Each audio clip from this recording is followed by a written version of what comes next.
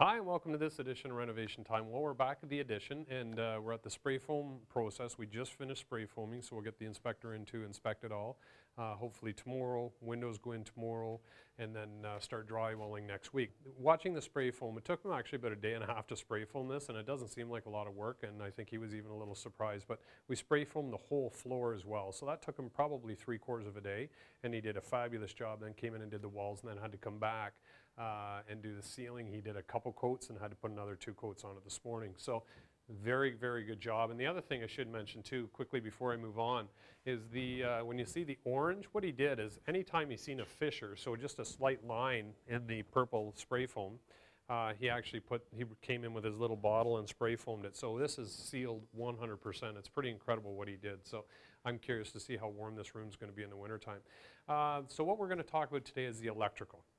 So as I said last week, what we did is we did all the electrical rough-in prior to the spray foam being done. So Access Peachy came in, Doug Peachy came in, did all the electrical, roughed it all in for us. We had a site meeting with the homeowner and went through and said, what do you want, where do you want everything? So what we ended up doing is they're going to put a TV in this corner.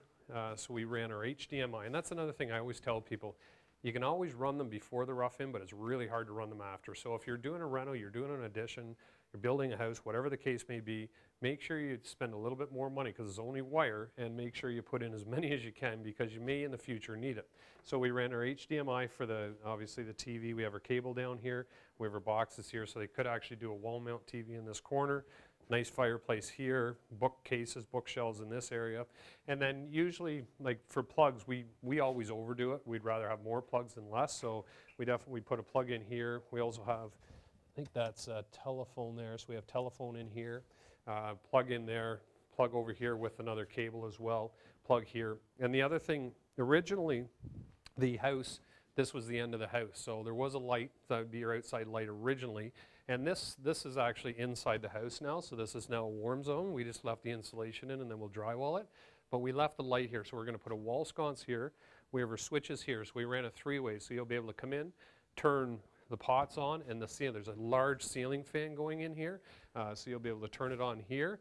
And then what we did is we ran a 3-way, so if you did come through the garden door that's going to be here with a little deck leading outside, we ran a 3-way here. So we have our switches for our pot lights, our ceiling fan, which is perfect, and then the third one will be our outside light.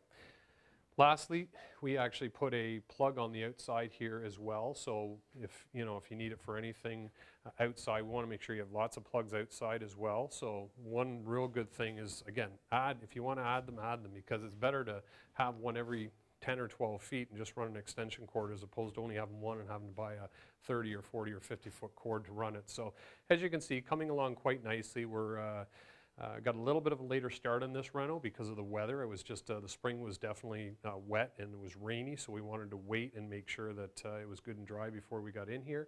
And but in the last couple of weeks, it's been coming along quite nicely.